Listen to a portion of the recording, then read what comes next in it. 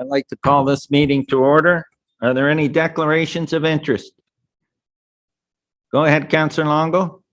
Thank you, Mr. Mayor. Yeah, Councillor, understatement by councillors. Councillor Hanley is going to be speaking about ODSP. I'm not quite sure what it is, but I'm going to declare conflict there, please.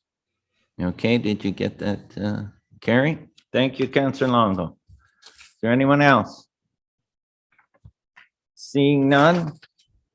Adoption of agenda.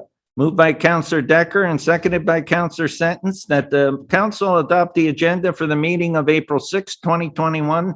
All those in favor? Opposed? That's carried. Adoption of the minutes. Council meeting minutes of March 23rd, 2021. Moved by Councillor DeRose, seconded by Councillor Kenny, that the council meeting minutes of March 23rd, 2021 be hereby adopted. Are there any errors or omissions? Seeing none, all those in favor? Opposed? That's carried. Mayor's report. On behalf of Thorold City Council, I would like to welcome Paul Moore, Director of Planning and Development Services. Welcome aboard, Paul. Thank you very much, Mr. Mayor, members of council. I'm very pleased to be here. I'm looking forward to working with all of you in the future. Thank you.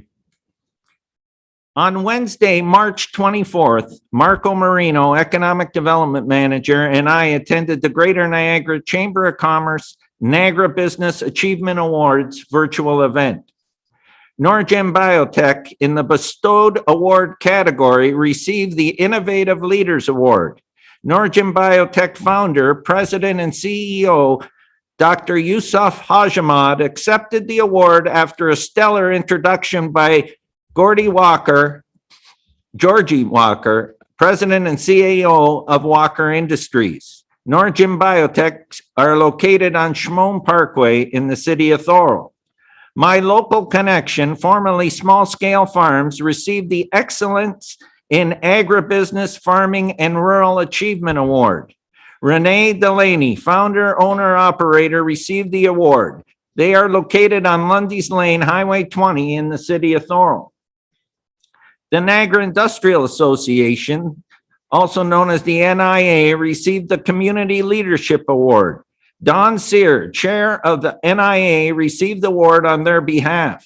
The NIA has many members from the city of Thorold. Marco and I held individual virtual Zoom meetings with the award winners, learning more about their businesses and expressing our congratulations and appreciations on behalf of City Council.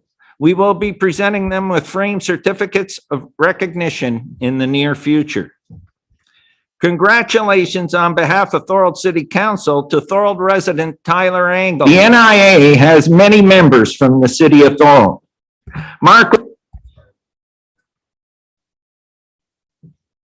Okay, congratulations on behalf of Thorold City Council to Thorold resident Tyler Angle on signing a 3-year NHL entry-level contract with the Columbus Blue Jackets. He is currently playing with their AHL affiliate, the Cleveland Monsters, after playing his junior hockey career with the OHL Windsor Spitfires.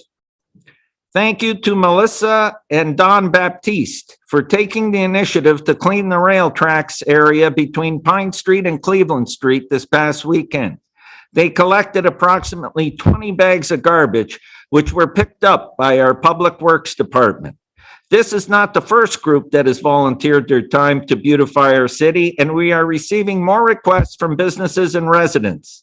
It is the spirit of giving back and examples like this that make the city of Thorold a great place to live and raise a family.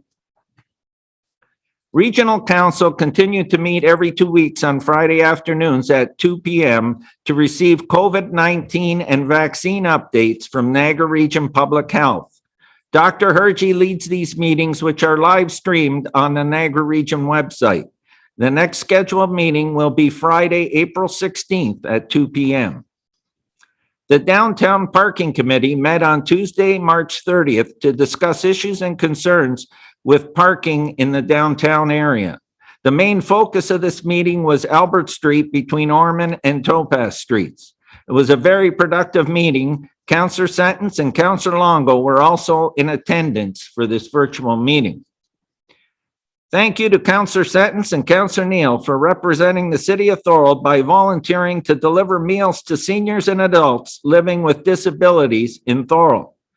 This was part of the March for Meals 2021 campaign to raise awarenesses of the services provided by Meals on Wheels, Thorold St. Catharines. Regional staff hosted their official plan workshop for the city of Thorold on Wednesday, March 31st. In attendance from the city were CAO Manoj Dalwaria, Acting Director of Planning Richard Vanderzande, Manager of Planning Denise Landry, Councillor Longo, and myself. This was a very informative session with many issues raised and questions answered. There will be further opportunities to comment as the process moves forward. On Saturday, April 2nd, we entered a 28-day province-wide lockdown. As we face a third COVID-19 wave and increased variant spread, it is extremely important to continue to follow the public health safety measures. Hopefully, this will be the last lockdown we need to endure, as a combination of increased vaccine rollout and better outdoor weather conditions should put us in a much better place come May. Once again, please follow the public health safety measures, continue to support one another, our frontline workers, those less fortunate or living alone, and more than ever, our local businesses who are the backbone of our community. Shop where you live, love where you shop. If you can, please support our local restaurants by ordering takeout. On the vaccination front, residents 70 years of age and older are able to book an appointment through the province's online booking portal or by phone. When booking your appointment, you have a choice of which mass vaccination clinic you wish to attend. Thorold residents are not limited to just the Brock site. Niagara Public Health has introduced a waiting list ages 65 years of age and older in case there are cancellations during the day at the mass vaccination clinics. This is booked through the Niagara Region site under vaccinations, and you must be able to arrive at the site within 30 minutes if called. The province has expanded the pharmacy rollout of the AstraZeneca vaccine to 750 locations province-wide and hope to increase that number to 1,500 by the end of April. This is for ages 55 and over, and these appointments are booked through the participating pharmacy websites or phone, not the provincial online portal. Information regarding vaccine rollout is available on the Niagara Region website under COVID-19 vaccination clinics. All the necessary links are there, including the provincial one, and this information is updated on a regular basis. We will be posting information and updates as well on the City of Thorold website and Facebook page. And please visit that, because since I put this together this morning, there was changes made this afternoon. And there will be vaccinations going out in the phase 2 delivery to teachers. Our teachers and support workers in the schools are to be vaccinated next week, and other groups as well. And then they're going to target hot zones across the province by postal code. And in Niagara, there was one area of Niagara Falls that was deemed a hot zone, and they get to now go on the portal and register 50 and over. So that information was just released today. It's on the websites. Please always visit, because this information changes by the hour sometimes. And that's the end of my mayor's report. Public meetings. We have a public meeting on a proposed zoning bylaw amendment, Confederation Heights, Phase 8. Do I have a sheet?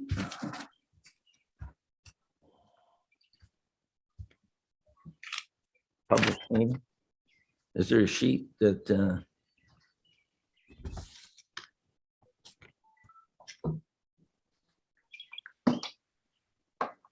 Will be one sec, because I have to read the introduction.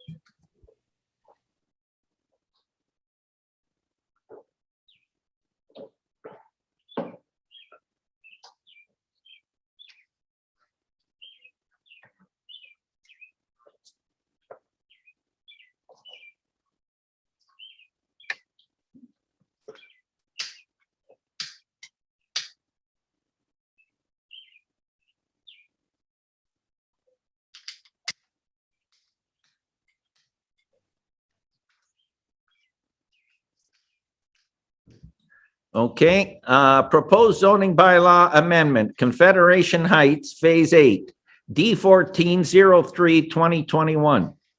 Opening remarks and purpose of this meeting. The public meeting is being held pursuant to the provisions of Section 34 of the Planning Act, RSO 1990, CP 13 as amended. The applicant also proposes to amend zoning bylaws 2140-97 and 60-2019 by increasing maximum lot coverage from a maximum of 45% to a maximum of 55% for townhouse lots in Confederation Heights, Phase 8, Burr Oak Drive. No additional units are proposed as a result of this amendment. Council will receive and consider all comments received at the public meeting. No decision on the application is being made this evening. Any of the following, no later than 20 days after giving notice, may appeal the decision by filing with the city the notice of appeal that must set out the reasons for the appeal accompanied by the tribunal's fee. The applicant,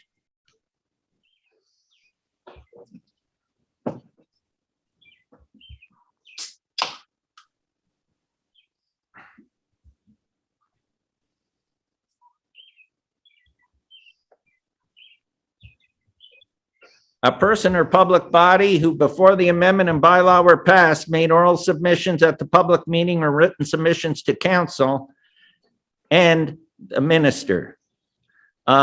Presenting up first, I have Ethan, consultant from Upper Canada Consulting, will speak first. Right.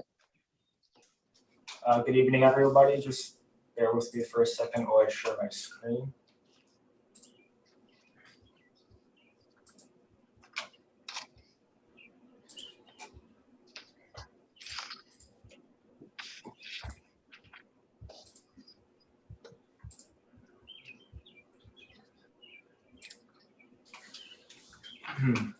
So good evening, Mr. Mayor, members of council, and everyone who is present here this evening. My name is Ethan Lamont. I'm a junior planner here at Upper Canada Consultants. I'm joined by William Haiku, who's also a planner here at Upper Canada. I'll be giving a short presentation to provide an overview for this zoning bylaw amendment.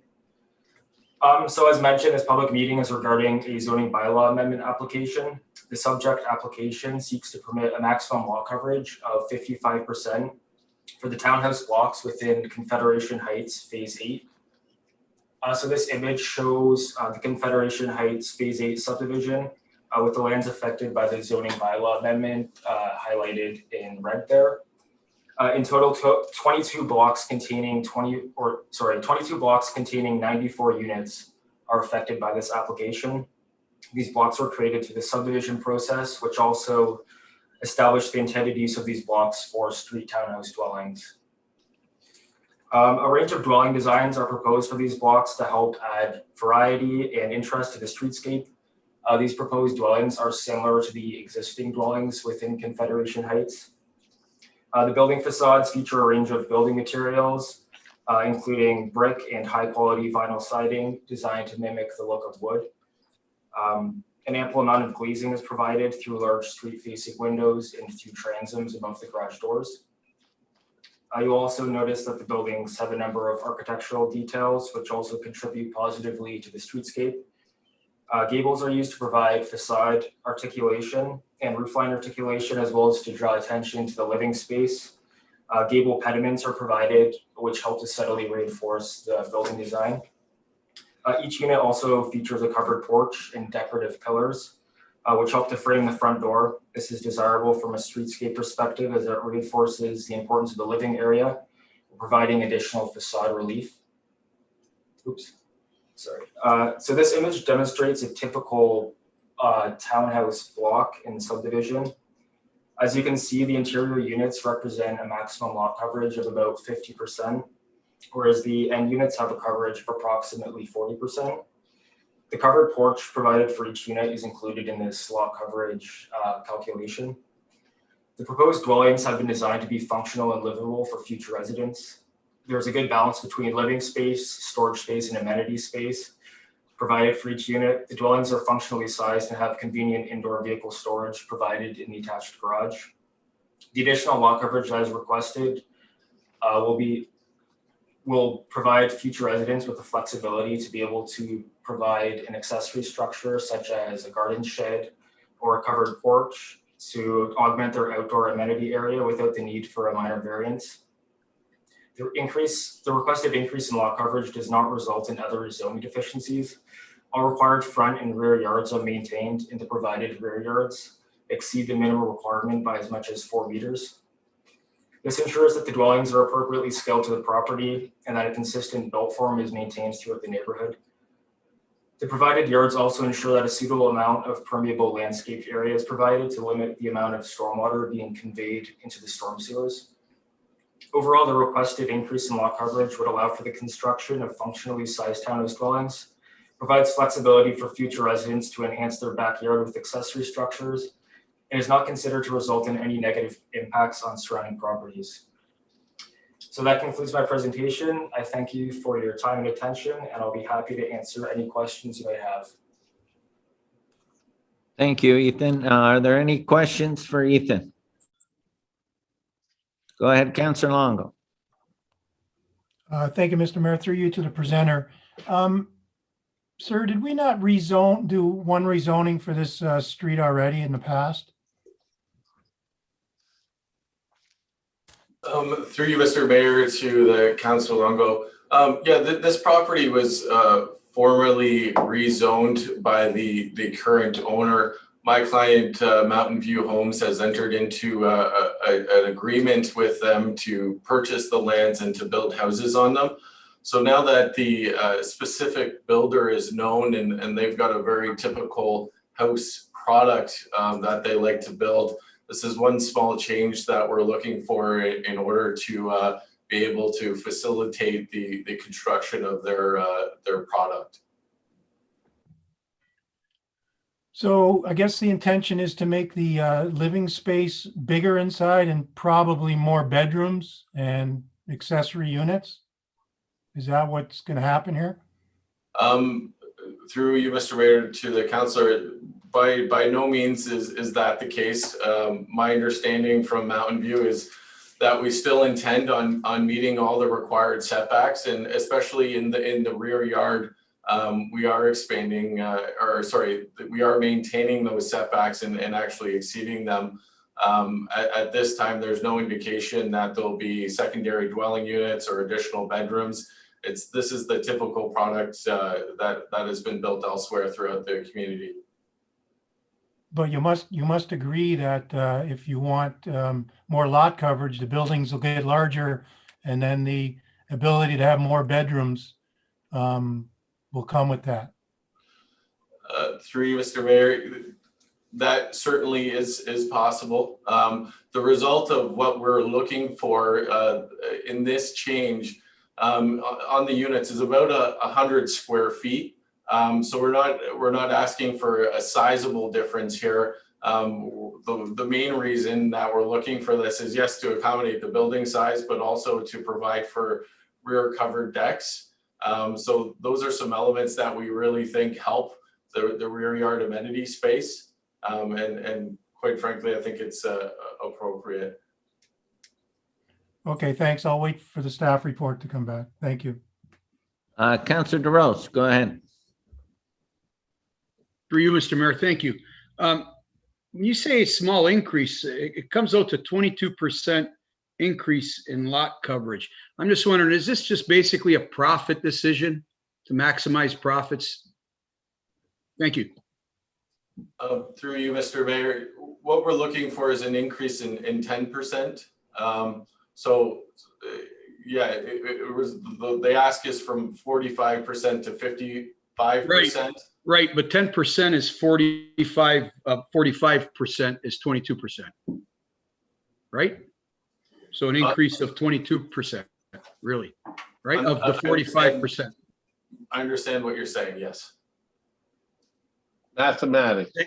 Thank you. But getting back, is it a profit decision basically on your end or the builder's end? Thank you.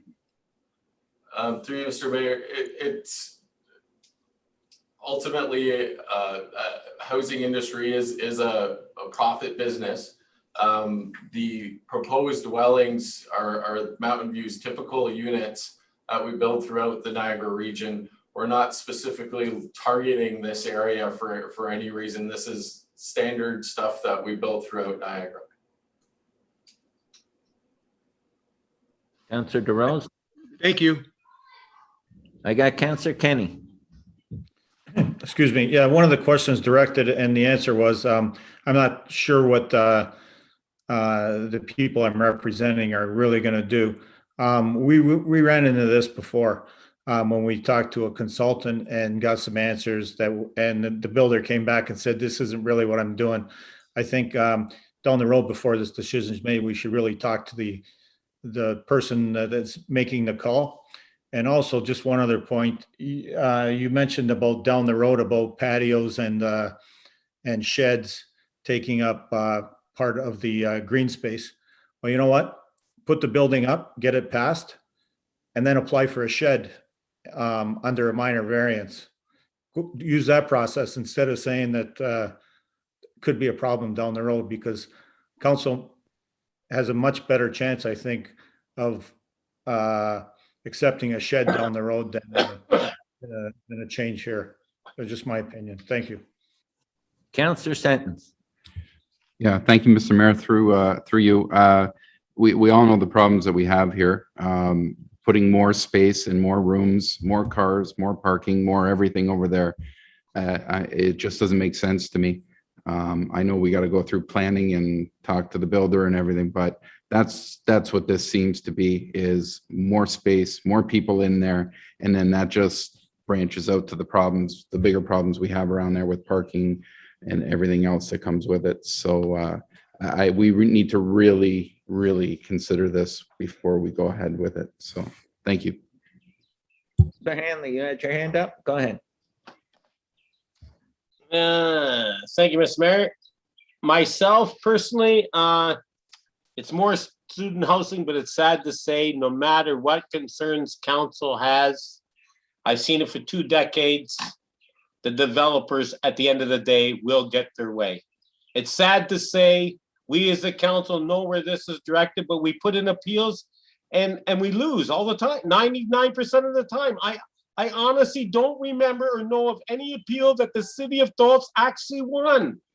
That's the problem. So we can say no. And if there is cases where we actually won, was it reappealed? I'd like to know those instances. That's the difficulty I have as a counselor. We try as counselors to make our community a livable area for families, to raise families, but we continuously have a burden put upon us where continuously is student housing. I hate to say it. The projected numbers are there, and I know we're in a COVID situation now, but unfortunately, and hopefully it's going to end, and the projections are 14 to 18,000 students when this gets back to fruition, schooling. So, you know, we can say, and I sit here and listen to your concerns, and I agree with all my fellow counselors, but it's time and time again, we argue the point, we make valid concerns as counselors in our municipality and wish that we alone could born the decision, but we don't. They go to the provincial level where a person sitting in an office building has no idea the concept or the holding of Thorold and what the values we have here as a municipality, and they make the decision. They always base it on provincial legislation, and this is what's mandated: intensity, housing. You know, that's what they're always basing it on. I know what it's going to be. We all know what it's going to be. And I'll wait for a staff report to come back and see what the recommendation is. But to me, it's at the end of the day, the developer will get his way. Thank you, Councillor Hanley. Any further questions? Seeing none, thank you for your presentation. Councillor Sentence has his hand up, Mr. Mayor. Sorry about that. Thank you, Mr. Mayor. So along that lines, my most frustrating thing, and I think planning will probably say I've been a pain at times with this, is control in our own city. How do we petition the government? How do we change this? Yeah, I agree with you, Councillor Hanley. What can we do as a council? Do we hop on other municipalities, motions to petition the provincial government to give us more control over what we know or we feel are the people that, elect us that might want or might not want some discretion, not full control, but some discretion in the process. How do we go about that to go to the province, to start it, to hop on with somebody to say, we know our city better than somebody in Toronto who's just saying, nope, sorry, agricultural, nope, sorry, this is this, and get us some control. What is the next step? I've always wanted to know that in order to do this. Can somebody, staff, help me, or in a report, help us how we can do that? Thank you. Counselor, but we're here just to really ask questions based on, okay? I know, I understand, but there'll be an avenue to ask those questions, okay? Anyone else? Okay, go ahead, Counselor Wilson. Sorry, thank you, Mr. Mayor. Through you to the presenter, I'm just wondering, so you're asking for variances here. Is this just a wish list or is this a necessity for you to do your project? I don't know if staff is recommending this or whether they're not. Obviously, I think you've got the gist that probably no council member on here is okay with it. But I just want to know, is this a wish list or is this a necessity? Through you, Mr. Mayor, to Councillor Wilson. This is required to accommodate the proposed buildings or townhouses that we're proposing on this file. Without the increase, the housing product that Mountain View is proposing to build would not comply with the zoning.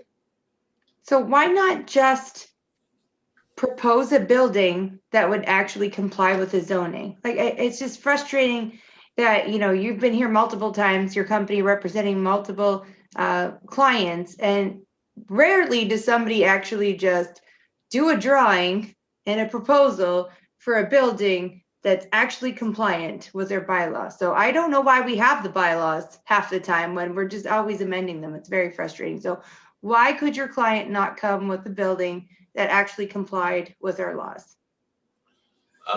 Through you, Mr. Mayor. So the proposal before us here tonight is for a townhouse building product. That building product is derived off of mainly market needs and housing prices. So what we're trying to do with increasing the lot coverage is really trying to balance the cost of that land with our ability to provide housing on that land, meaningful housing that meets square footage requirements of what people's expectations are. So every builder developer has their own formula for what market they hit, what type of people they sell to, and that really dictates what the house form is, the design of the interior, hallways, bathrooms, bedrooms, and that ultimately gets reflected in a building size, which is why we're here tonight. Yeah, I'm just sorry. I just don't agree with that. So if I own a piece of land, I'm going to find a way to build something on it and make a profit. And I think what we see all the time in this council, and this is why we get upset, because they look at this like a great opportunity to rent out rooms, which is fine. I'm not discriminatory against that. But what frustrates me is the builders always come to us with a plan to maximize their profits, just what Councillor Giroux was talking about. To start coming to us with a plan. If it's townhouses, that's fine. If you're looking to change zoning from single family dwelling to townhouses, I'm okay with that. But when you always want to take up more lot size to make a bigger home on a lot that's not big enough, then don't buy that lot if you don't think you can sell a single family house or a house that size. That's just my take, and I really wish and hope that staff will start pushing back and not recommending that council approve stuff like this, because like Councillor Hanley said, we're in a spot where we say no, and then this residents of Thorold pay more money because we try and appeal and it doesn't pass. But it's very frustrating. So for any of the builders out there that are listening, I really hope that they start respecting our bylaws and come forward with plans that actually comply and stop asking constantly for variances that aren't necessary. It is profit driven, and you could sell a townhouse that was smaller. You don't have to take up more land, and it's just very frustrating. And I think as a council, we have to stand up, and staff needs to find a way to stand up for the city, because your recommendation is what causes us to be able to actually fight it or not fight it. So I actually challenge staff to find a way to stand up for the citizens of Thorold. Thank you, Councillor Wilson. Any further questions? Okay, go ahead, Councillor Ken. questions. Let's limit this to questions, please, council. Okay, well, I was only going to second what Victoria said. No more, And just questioning the presenter right now. yeah, I was only going to add one more word, and that would be greed, but I won't add anything else. Thank you. Anyone else? Okay, I want to thank you for your presentation. And I turn this over now for a presentation on behalf of city staff. I have Denise Landry, Manager of Planning. Go ahead, Denise. Thank you, Mr. Mayor. Ethan with Upper Canada and William presented the majority of what I had to say tonight, so I'll just add a few points. I'm just going to share my screen.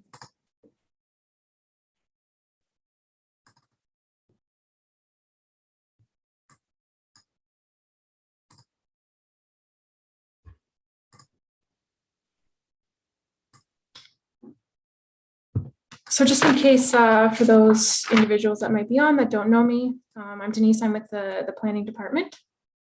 We've got an application, as everyone's aware, for Confederation Phase 8 to increase the lot coverage from 45% to 55%. I think everyone's aware of the location of this, south of Highway 58 and the 406. And the lots front onto newly created Burr Oak Drive in the Confed Phase 8 subdivision. That subdivision was recently, about 6 months ago, registered. This just highlights the request that the applicant has come in for. The intent being, as you've heard, homes to be a bit larger, but then to allow for space potentially in the rear yard for covered decks or for an accessory building in the rear yard. And so to date, we have not received any comments from the public, and we have not received or have not had any issues raised from any internal staff or agencies. Thank you, Mr. Mayor. This concludes my presentation, and of course, I'm available for any questions. Okay, I'll open the floor up for questions to Manager of Planning, Denise Landry. Do I have questions for Denise? Councillor Sentence. Yeah, thank you, Mr. Mayor. Through you, like I said earlier, what can we do? Is there an avenue that we can petition the provincial government or go to them? I understand you guys have a job to do, and X plus Y equals Z. I get your job, but is there an avenue that we can go to? I thought I read in the last report, last council meeting, that there's an avenue for discretion within your own city. What steps can we take, or a report or whatever you can get us to take it to the next level to try and get more control, just discretionary control in our city for stuff like this and other things that have come up? Thank you. Denise? Through the mayor to the councillor, of course, the ability to apply for a zoning bylaw amendment is what applicants are allowed to do. That provides them the right to go to council to apply. And of course, council has the authority to make a decision on the application. That being said, as you know, it can go to the LPAT, and it is up to them to make a decision. That being said, even if staff were to recommend something and council were to turn it down, that does not necessarily mean that at the LPAT that they will support the applicant or the application. In terms of intensification, that's kind of a general kind of focus for planning and what we want to see. But when it comes down to the local issues, that definitely is of consideration for sure. And just, applying the general intensification kind of thought process is not the be all end all. There's obviously a lot more that goes into it.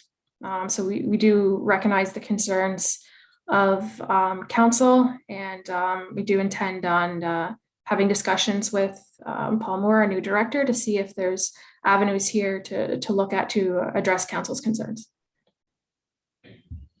And just to add to that, Councillor Sentence, I can tell you that with that, we raised that issue with the region on the official plan discussions when we had the consultation session, and it has been raised with the provincial government in some of our delegations, explaining the intricacies and and the issues we experience because of being so close to a university. So it's not that, believe me, it's not the issues haven't been raised. Councillor Kenny.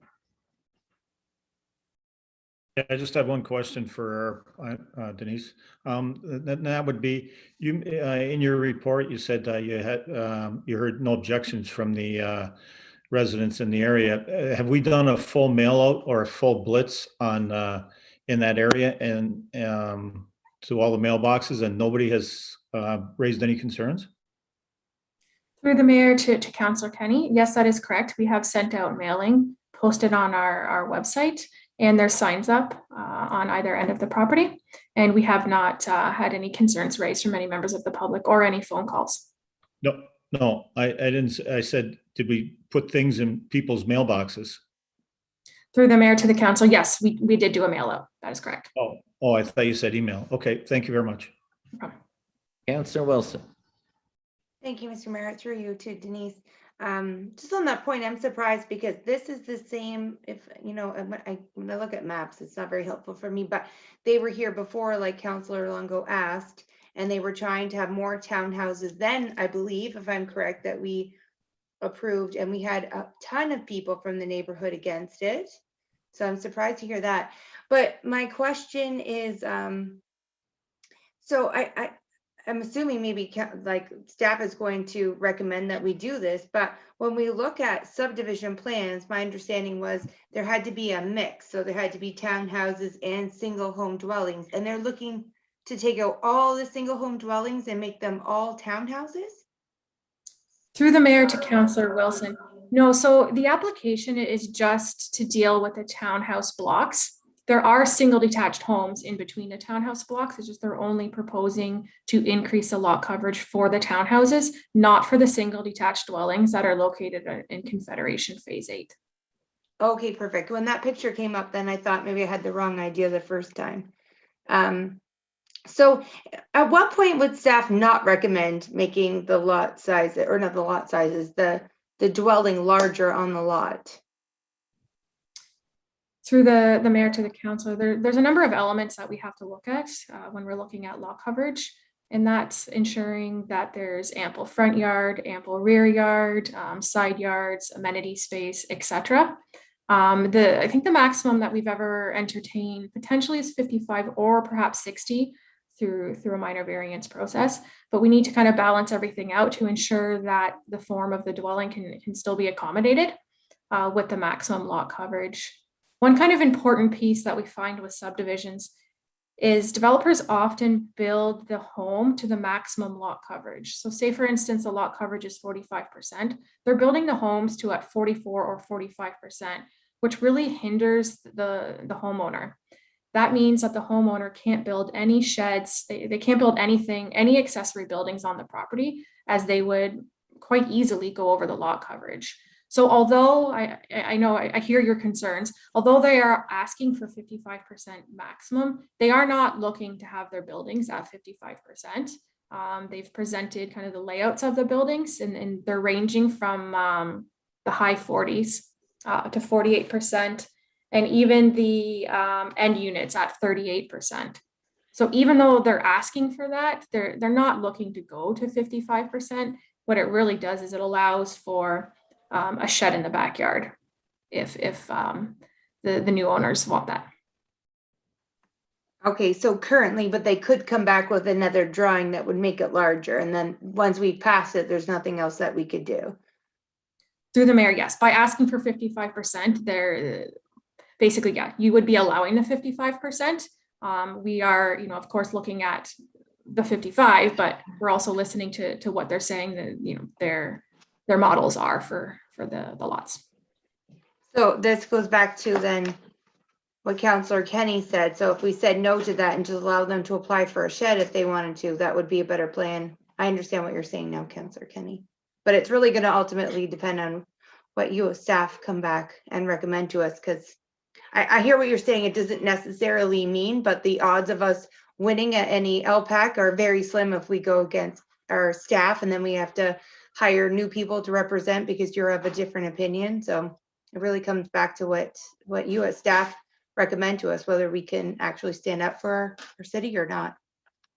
So For sure, thank you. and through the mayor to Councillor Wilson, that there are options too that we can assess as part of this, even though they might be asking for 55 and really looking for less, that there could be options to, only kind of look at reducing that maximum, but still giving flexibility perhaps to the new landowner. But we'll reserve kind of that opinion to the recommendation report. Okay, thank you. Councillor Hanley. Thank you, Mr. Mayor. One point here, it was mentioned in the zoning proposal by Upper Canada consultant representative that there may be covered decks. So covered decks work in two different formulas, I believe. One is attached and one is unattached. If it's an attached covered deck, as he mentioned, then it does become part of the lot coverage. If it's not an attached deck, it doesn't become part of the lot coverage. Is that right? Through the mayor to Councillor Hanley, if it's a covered deck, then it becomes part of the lot coverage. If it's a deck and attached but not covered, then it's not part of the lot coverage. So he proposed covered decks, so that would actually take a percentage of the proposed then lot coverage. Is that their intentions as part of the 10% increase? Through the mayor to Councillor Hanley, my understanding is yes, they want to allow room for covered decks, and that would use up some of the lot coverage. Okay, can I ask you something through you, Mr. Mayor, to these? In all of our concerns, is this something that we should have addressed during the official plan? Because my concern is, I'll get to the point, is that at a time when we were trying to discuss it during the official plan, the staff representative at the time told us that we needed to wait until it got to the comprehensive zoning bylaw phase. And when we got to the comprehensive zoning bylaw phase, some councillors may remember, we were told that we should have done it in our 10-year plan and prior of the official plan. Is it that we should have done that in? Through the mayor to Councillor Hanley, we do have maximums in our new comprehensive zoning bylaw, and they are, I think they're about 45% for townhouse dwellings. But because this is an application coming forward, they've asked for more. But if I recall correctly, the new comprehensive zoning bylaw, I'm pretty sure caps at 45%. But for bedrooms, where could we have addressed that? We can't now because we've done our comprehensive zoning bylaw. It could have been addressed prior to that. Could have not have. Through the mayor to Councillor Hanley, we have received an opinion that limiting the number of bedrooms is not something that we legally have the right to do. Okay, so there we have our answer. So regardless what we want to do as a counselor, if someone wants to build a 15-bedroom place and 20 bathrooms, it's more or less permissible, as long as they meet the zoning requirements, right? Through the mayor to Councillor Hanley, the zoning bylaw does not does not discuss the number of bedrooms, and nor are we of the opinion that we can limit them. So that's what I wanted to hear. So we're stuck as a council. When these buildings get built, regardless what's inside those four walls, after it's done, that's out of our hands. It's only controlling the actual building or the lot sizes that we have as a council. So, we're between a rock and a hard place, and I respect Councillor Sutton's concerns, and that's all I have to say. Thank you very much. Thank you. Is there any further questions? Seeing none, go ahead, Councillor Kenny. I'll get back to my previous point, Denise. Could we not, this particular builder, unlike some of the other times, has been in Thorold a long time. Could we not approach him and say, look, if that's what he's looking for down the road, coverage for a deck or a shed, say, look, build your 45 within the bylaw, and down the road, we will work with you and allow you to build your open deck and your shed. But build your places now within the bylaws of Thorold. Could we not approach them like that? Go ahead, Denise. Through the mayor to Councillor Kenny, yep, definitely. We have a really good relationship with the builder and Upper Canada Consultants. It's definitely something that we can chat about. Just to note, the maximum I think for their internal units they're looking at is 48%, and the bylaw max is at 45%. So there would be about 3% still that I think they would need just to do kind of the homes that they're intending on doing. But there is an avenue. They definitely could apply individually for minor variances in the future if the new homeowners wished to put a shed, say, in the backyard. Okay, Councillor Kenny? Any further questions? Okay, I see none. Thank you, Denise, for your presentation. The only other thing I want to say and make sure that it's clear, we have a pilot project on townhouses in phase 8, which means that all those townhouses will require fencing. Is the builder, are they aware of that? Denise? I would say through the mayor to the mayor, but to the mayor, yes, that is part of the subdivision agreement, and yes, they are aware of that requirement. Okay, thank you. Okay, public participation, public input. Now, at this time, is there anyone online who wishes to speak on the applications received? Please indicate to the clerk your desire to speak. Do we have anybody lined up online? Please provide your name and address for the public record. I'll repeat that one more time then. Public input. Now at this time, is there anyone online who wishes to speak on the applications received? Please indicate to the clerk your desire to speak. Provide your name and address for the public record. And I'm told there's no one online. Is that correct? Okay. So now I'll move into closing remarks and closing of the meeting. This fulfills the requirements of the Planning Act, RSO 1990 CP 13 pursuant to Section 34. Council will consider staff's recommendation report at a future meeting date. Please provide your contact information and indicate to the clerk at clerk@thorold.ca if you wish to receive notice of the council's decision.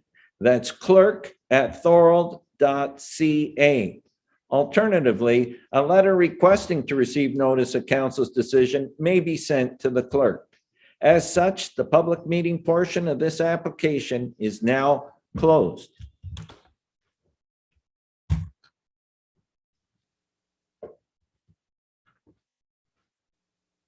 Okay, and we'll move on.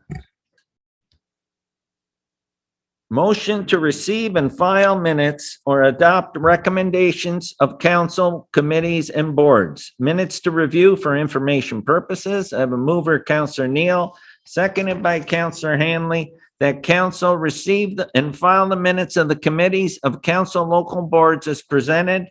12A1, Thorold Public Library Board. 12A2, Tourism Advisory Committee.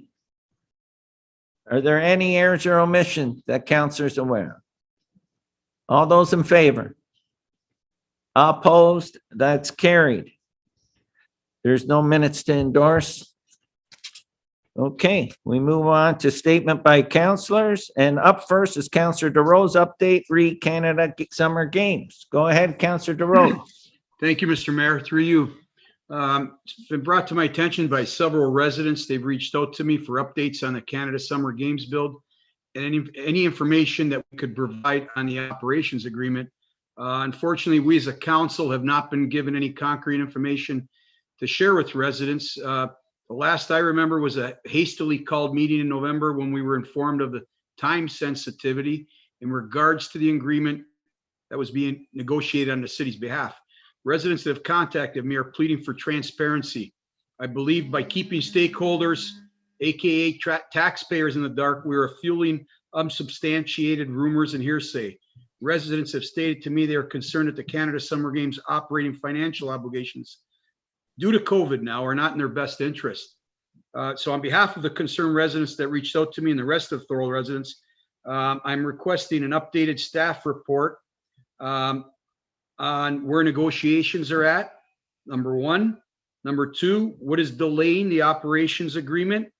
Number three, all costs of overruns to the date of today, April 6th, and also our legal fees to date since we brought a legal team aboard. Thank you. Okay, you've got that. Do you want to speak to that, to our CAO? Thank you, Mr. Mayor. We will provide a staff report to council. Thank you. Is there a seconder for that? Councillor Longo. All those in favor? Does anyone want to speak to that? I want to speak to that, please, Mr. Go Mayor. ahead, Councilor. I am not going to support this because I think staff has reported several times to us about what is happening, and I don't want to pay staff to spend more time to come back in a report. The overruns is not necessary. It does not affect the Thorold tax base. So I don't believe that that's necessary. So I won't be supporting that. Okay. Councilor Hanlon. Mr. Mayor, in regards to Councilor Wilson's statement, it does affect the Thorold tax pay because all Thorold taxpayers pay regional taxes. Mr. Mayor, we are still yet to get answers from a request by Councilor Longo some time ago in regards to the overrun. And I don't believe we've ever gotten an answer for that yet either, from what the original figure was that we were told and the figure that's actually been reported in regional documents. So that's another concern too. So I will support the motion that's put forward by Councilor Rhodes. It's no reason we shouldn't have this information. It's a public funded project. It's public monies. It's not private. We should be open. We should be transparent. And as Councilor Rhodes states, I know the last time that I was notified in regards to this was last week for a meeting at 10:30 in the morning while I worked. Unfortunately, I couldn't reach that meeting. And prior to that, the last meeting I had was in November. And prior to that, the last meeting we had was in April. And prior to that, the last meeting we had was in May. And prior to that, the last meeting I had was in December. I have all the dates. Other than that, I've never been updated. I've never received an email, nothing in regards to the Canada Games. So I support Councilor Rhodes' request wholeheartedly, and we should be open and transparent. And where are the answers that we were told in November? And I had stated that day, this would days, weeks, or months. And they told me, Councilor Hanley, we're looking at about 3-4 weeks. I think it's been almost going on 5-6 months now since that last statement. So there are concerns, and residents, as Councilor Rhodes states, have concerns, and we need to address their concerns, for they're the people that put us in the position that we're in here today. Thank you, Councilor Hanley. Back to the CAO. Thank you, Mr. Mayor. Based on the discussion that I had with our external legal counsel, the agreements are still being finalized. What I've been told that they are close to getting it completed. I do not have the timelines at this point in time. I can provide a staff report as requested by council, if council direct us to do that. In terms of what staff is doing, staff is proceeding as per council resolution from November 10th, 2020 in camera council meeting. In terms of the Canada Games Park, that is currently being constructed. Our Director of Public Works, Community Services, Jeff Homan, and our Councillor Kenny, they attend the project meetings that are held bi-weekly with the consortium partners and others. And whatever information comes out of those meetings are uploaded on our city's website. In terms of if council direct us to provide an update, we can certainly do that. Certain elements we have been told by our external legal counsel not to share in public, and we are going by their advice. Thank you. Thank you. Okay, Councilor Longo, you had your hand up, then Councilor Kenny. Thank you, Mr. Mayor. Through you to the CAO, I'm just wondering when we could expect this report if council agrees to this.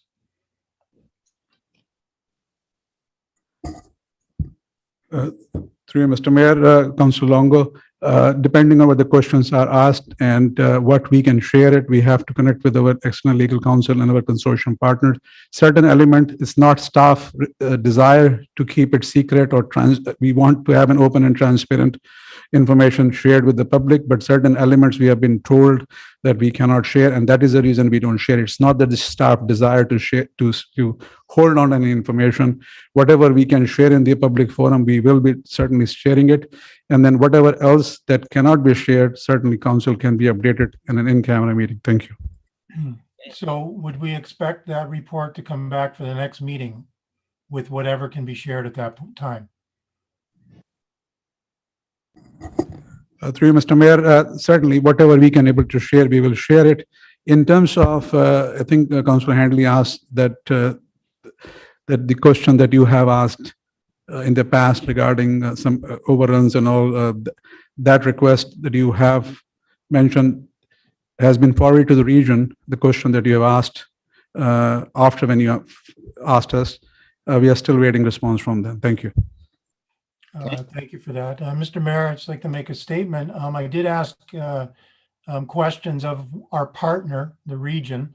I'm a little concerned that they haven't followed up. I would figure partners would treat each other respectfully and give answers. I'm still concerned that the number that was quoted to us in December of 2019, and then the award contract, which was millions of dollars more. The CEO did mention that direction was given to staff in November of 2020 after an in-camera meeting. Can you share, Mr. CEO, what that direction was we gave to staff? Because my understanding is what we directed hasn't transpired yet. Through you, Mr. Mayor, to Councilor Longo, I have had a chance to go through the resolution of November 10th in-camera meeting, and I've been told by our city clerk that I cannot share that resolution. Certainly, after this session, we will have an in-camera meeting. I can share those resolutions, and staff is proceeding as per those resolutions. Thank you. Thank you. And I respect the fact that we have to watch what we divulge, but as Councilor DeRose said, I believe we need to be open and transparent. This is the biggest project in the history of Thorold, and it's been anything, in my opinion, from open and transparent. We've had too many in-camera meetings. We've had no information given at times for months and months. And I'm really distressed that what I believe was directed in November of 2020 hasn't been followed through to this point, which is over 5 months later. Thank you, Councillor Longo. Councillor Kenny.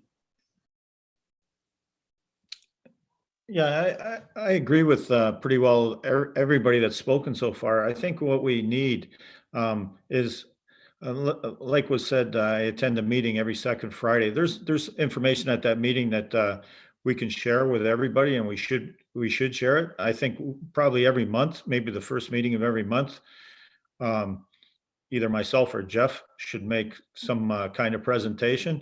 In the presentation, of course, would be everything that can be shared. If it can't be shared, we have either an in-camera meeting or whatever, but we've got nothing to hide.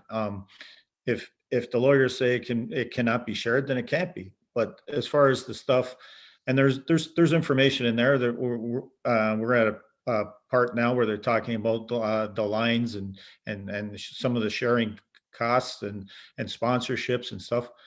I don't know how much I can say, so I'll stop right there. But yeah, I think we should have a report maybe once a month on the stuff that can be shared, and in camera if we have to with the stuff that can't be. Thank you, Councillor Kenny. Anyone else? Go ahead, Councillor Hanley.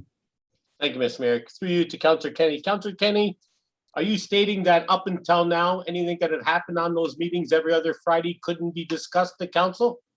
Or is it just now that it can be discussed at council? Because if there was items in the prior 16 months since we made the agreement in December that had been discussed with council, why weren't we holding those meetings then? And now 16 months later, you as our representative, you're our representative as council, says that maybe we should be holding those meetings. So I'm getting the feeling that up until now, everything in those meetings was 100% confidential.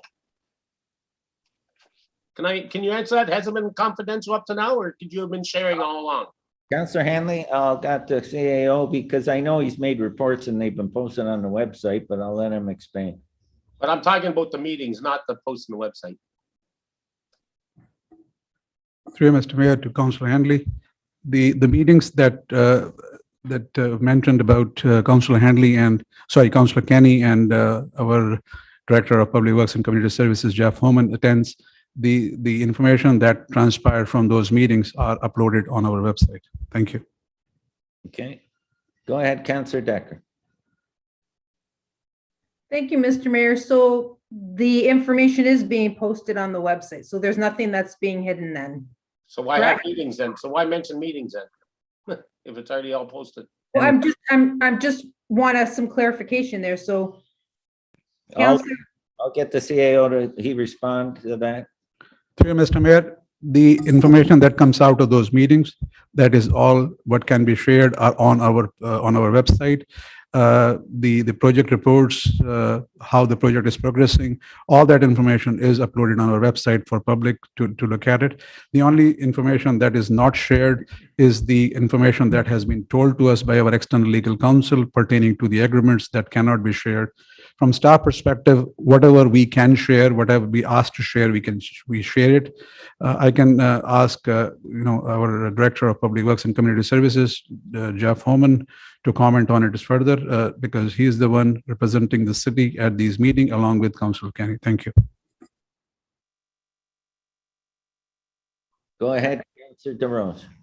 Through you, Mr. Mayor, thank you. Excuse me one sec. Are you okay with that, Councilor Decker? Did you have any further? Yeah, I'm just, so basically, Counselor Kenny, all that information is being publicized on the website. Am I correct? So basically, you want to share the information that's going to the website once a month at our meetings. Am I correct? Councilor Kenny? What I'm suggesting is that if councilors have any questions for anything that's posted on the website, public knowledge, so if you're approached by people within the city with questions, I would think Jeff could answer the questions at the meeting. That's all. Or if I'm whatever process everybody wants, I'm good with. But there's nothing at those meetings. There's nothing to hide. It's on the website. It's posted after the meeting. Jeff, did you want to chime in? Mr. Mayor, if council needs additional explanation or reports, I'd be happy to provide either a report through council or a monthly memo or however they'd like to be informed. Anything that's published on the website is public information. And maybe you just need a reminder, or maybe the public needs a reminder as to how to find that information, because it's kind of a circuitous route to find it. But maybe if you're asking for a report, I can provide a process that would regularly update the, that's what they prefer. Thank you, Jeff. Councilor Sentence. Yeah, thank you, Mr. Mayor. I will support Councilor DeRose's motion because I don't want any lack of transparency or anything. I know some people are opposed to this. I trust our staff. I trust Councilor Kenny. I don't think there's anything going on behind the scenes that's ill toward this project. And but I'm all for transparency. So if a report alleviates some people in the city's angst, then I'm all for it. But I trust everybody that's involved in this process. Thank you. Okay. Go ahead, Councilor Longo. Thank you, Mr. Mayor. I do have a question and on the project that I think somebody should be able to help me with. On December 3rd, 2019, we were told by the Canada Games Committee that the total cost Class A estimate for the project was $80,987,000.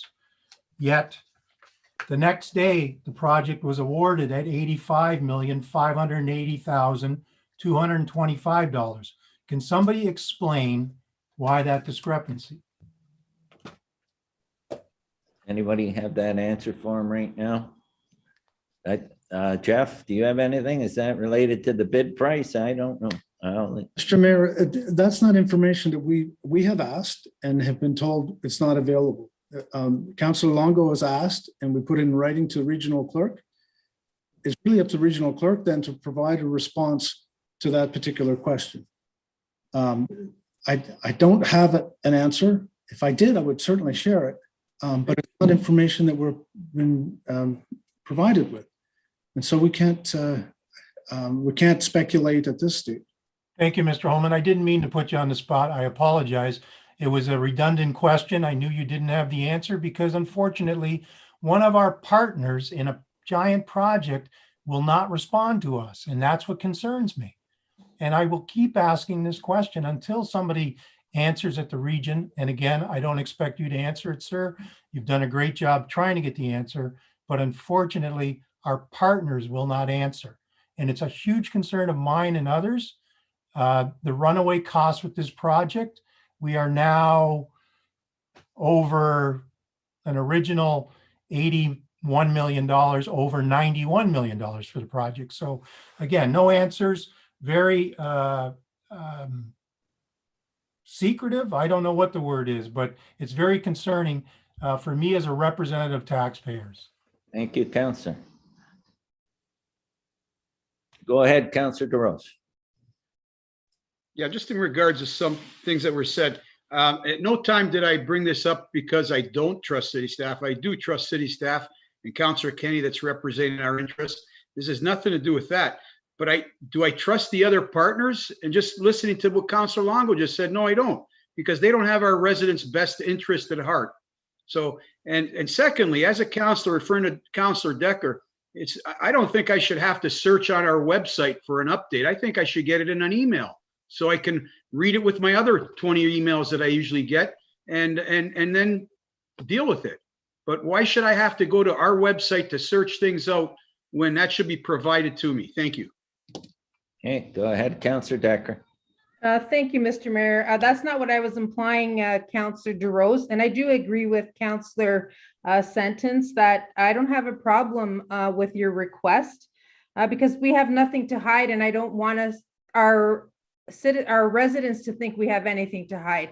I merely was asking Councillor Kenny if he was implying that the information on the website that they're putting on there at the meetings, is that what he was going to bring to council or not? So sorry that you misunderstood what I said, but that's not what I was saying.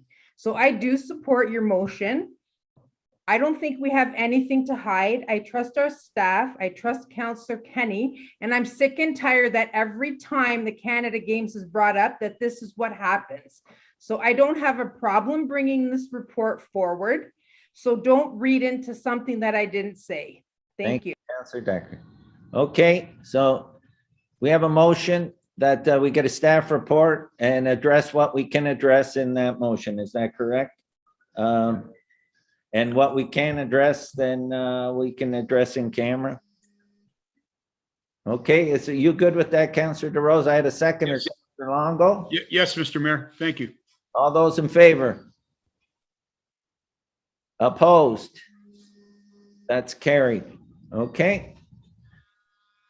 And we'll move forward and we'll get information, and there's no secrets, believe me. Statement by councillors. I have ODSP funding and administering. Councillor Hanley. Thank you, Mr. Mayor. I don't know who may or how many are aware of what may be happening, but I'm going to read a comment here. Don't dump ODSP to municipalities. The Ontario government has announced that they are downloading ODSP casework to municipalities and automating the application process. It's bad for ODSP clients, it's bad for ODSP workers, and it's bad for Ontario, Mr. Mayor. What is ODSP? The Ontario Disability Support Program. ODSP is a provincial government program to provide social assistance to people with disabilities. OPSU and SFOPO members who work for the Ontario Disability Support Program, ODSP, provide compassionate and essential support to their clients and are specially trained to understand and provide the services that people with disabilities need. Digitizing and dehumanizing the application process. The ministry plans to automate the application process for ODSP, Ontario Works, and special benefits like special diet allowances during a pandemic. Removing human beings from reviewing applications will lead to mistaken rejections, forcing vulnerable clients through unnecessary appeals, and it will cause overpayments that clients in financial distress will be forced to pay back. Digitizing applications will also make it more difficult for clients without access to tech devices, internet, and data plans to apply for benefits. Decisions that affect financially vulnerable clients should be made by caseworkers, human beings, not algorithms. Don't dump ODSP to municipalities. Forcing ODSP clients back to Ontario Work offices. The ministry plans to download ADSP casework to municipality Ontario Works offices. That means ODSP clients will be reassigned to caseworkers in Ontario Works offices. ODSP is a fundamentally different program from Ontario Works. ODSP is a long-term program that recognizes that while some of their clients can work to a limited degree, most are unable to work in the short term, and many cannot work in the long term either. On the other hand, Ontario Works is focused on getting all of their clients into a job and off social assistance as soon as possible. Most ODSP clients start out on the lower paying OW benefits. They work hard to prove that their disability qualifies them for ODSP, and ODSP clients aren't well served by a service delivery model that forces them to look for work when they can't. They shouldn't have to constantly justify why they are unable to work. ODS workers understand this well, and they are best suited to work with clients with disabilities. Downloading ODSP to cash-strapped municipalities is not the answer. It makes no sense to have dozens of municipal governments running a provincially assisted program. Municipal governments vary widely in size and capacity to run social programs. Now more than ever, during this pandemic, our province should be centralizing supports for social assistant clients and standardizing services, so all social assistant clients across the province have the same supports. This is why OPSU and ESPO have always advocated for uploading social assistant programs, not downloading them. We don't need yet another social program downloaded on our municipalities. Mr. Mayor, I ask that a letter be sent to the Ontario government and recognize that ODSP is an Ontario government program and it should be funded, directly run, and staffed by the Ontario Public Service. And I'm asking that my council support me in my request for a letter to be sent to the Ontario government in regards to not downloading and dumping ODSP on municipalities. Thank you, Mr. Mayor. Speakers? I don't, have we received any notice of this?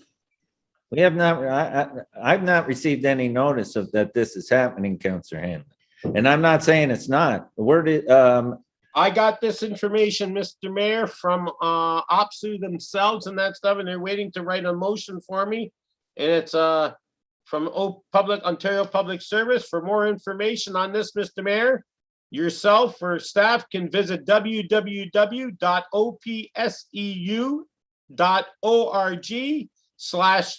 in capital letters, ODSP, and all the information is there, Mr. Mayor. That's why I brought it forward, Mr. Mayor. A lot of municipalities are not aware of this, what's occurring, and this is what our provincial government is doing during a pandemic. While our attention is focused elsewhere, they're underlying and moving their projective initiatives forward. So I just want to put that forward, and it's for information, as I said, is at www.op.org. our clerk, Councillor Hanlon. Thank you. Okay, our clerk will grab that information and we'll follow up on that. Councillor Kenny? I will forward the email. Yeah, I'd just like to say before I support something like this, I'd like more information and then can you bring it forward next council meeting, Councillor Hanley, and we'll deal with it? Is clerk to that bring right? it forward next meeting. Okay, Councillor Hanley, are you good with that? Agreed. Okay, Councillor Wilson. I'm fine with that. I was just going to thank Councillor Hanley for bringing that to our attention. I couldn't agree with what he said more. I think that would be disastrous. In fact, I've been spending a lot of time with people the past couple of weeks that this would directly impact through RDSP webinars, and I can't imagine taking away that that human touch, because every case is so different, and they get very little as it is. I don't even know how they survive with what's provided. And when you see what's happening to families and individuals out there, it's scary. So I can't imagine making this change. And Councillor Henley's right. For the amount of support that they do get, there's no way you could afford to also have laptops and internet and things like that. I mean, that's just crazy to me. So I'm in 100% support. And if there's something more we can do than just a letter or follow-up letter, sometimes I feel like we send letters of support or not support, and I don't even know what happens to it. So if we had a way to help consistently with it to make sure this doesn't happen, that would be great. Okay, so the clerk is going to follow up on that, bring a report, and then we'll deal with that, and we'll send a letter or multiple letters if that's what it takes. Okay, Councillor Hanlon? Are you good with Thank you, Mr. that? Mayor. Yes, Mr. Mayor, I'm very thankful for that. Okay, so can I get do we need a motion for that report? I got Councillor Hanley and a seconder, Councillor Wilson. All those in favor? Opposed? That's carried. Okay, thank you for bringing that forward. There's no delegations to report. Consent reports. I got a mover, Councillor Kenny, and a seconder, Councillor Longo's back. Yep, Councillor Longo. That council approved the following consent reports. Are there any reports that we're pulling? Seeing none, we're going to vote on all the consent reports at once then. 15A, 15B, 15C, 15D, 15E, 15F, 15G, 15H, 15I. I got a mover, Councillor Kenny, again, and seconder, Councillor Longo. All those in favor? Opposed? That's carried.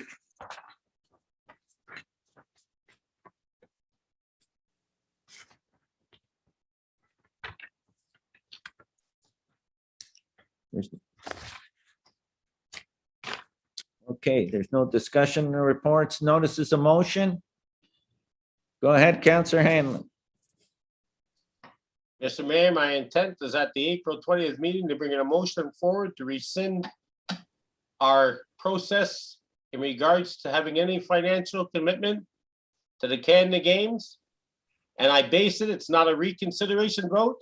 I base it on a May 21st, 2019 council meeting. And if you want to know what that is, Councillor Wilson at the 1 hour, 23 minute and 30-second mark asked the question. I just have one more question. How about if we don't like the negotiations or the operation costs, can we back out at that point? And yourself, Mr. Mayor, states that is correct. That's in the agreement. I wish to bring that forward at the next meeting. We've had further discussions on this in our in-camera session, but I'll leave that with the clerk and you, but I think that that's been well answered by our legal team, but I'll leave that with you and the clerk, okay? Yes.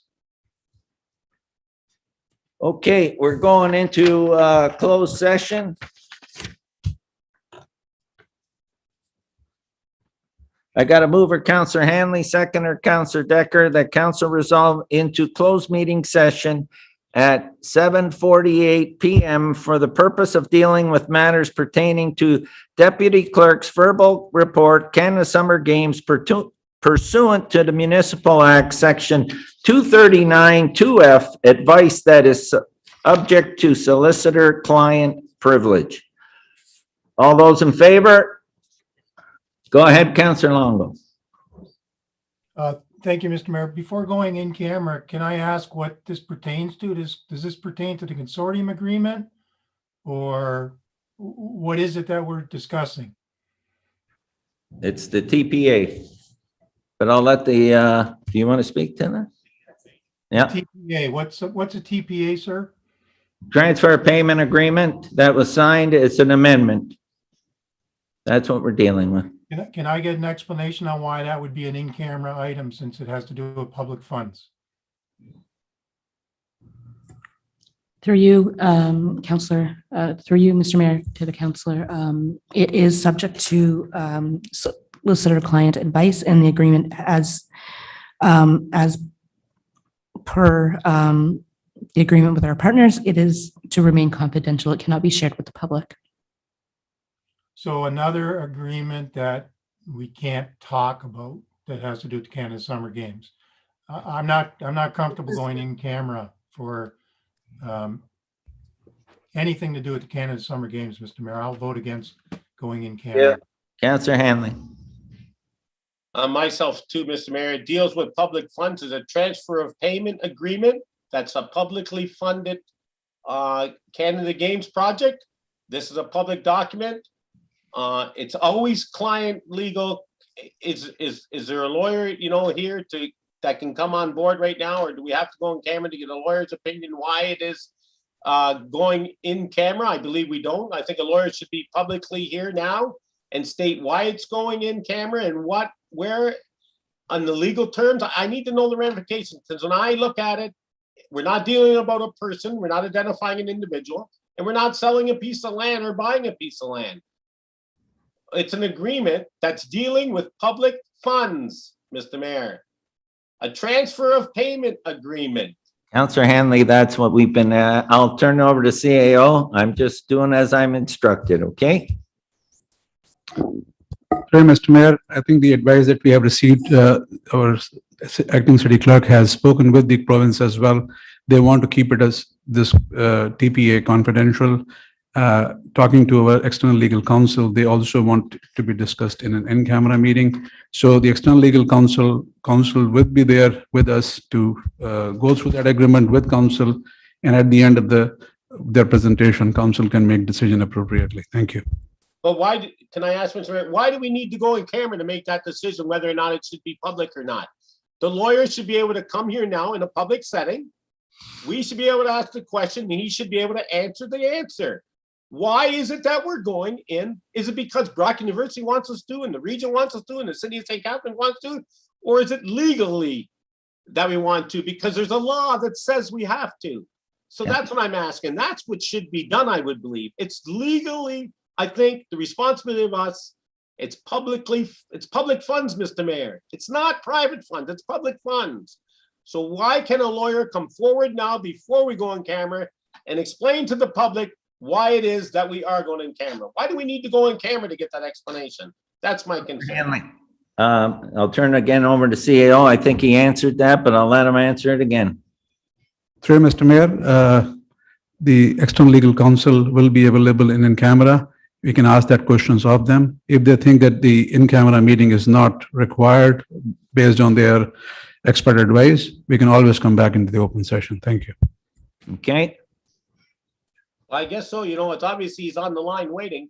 Why he can't come now and explain it, I can't comprehend. Sorry. Okay. They're on the other session. Okay, so that's the motion that we resolve into closed session. All those in favor? Opposed? What? Vote again, please. All those in favor? 1, 2, 3, 4, 5. Opposed? Mr. Mayor, sorry, I'm just confused about what we're voting on. We're I going. understand to go into closed session, but like what Councillor Hanley said, if he's on the other Zoom room, couldn't he just come back on this Zoom room so it doesn't put the rest of council? Like, I feel, I'm just gonna say it, I feel like if I vote for it, going into closed session, now I don't know if it should be closed or not, and when I should be standing up. So is it really a big deal? The CEO said we've been instructed to go into closed session. Am I correct by saying that? Okay, so that's why we're following that. You can ask that question when we get into closed session, and if there's a change, we can move. I'm just following the procedure that was laid out for us. Okay? Okay. All those in favor? Opposed? That's carried. Okay, so we move into closed session.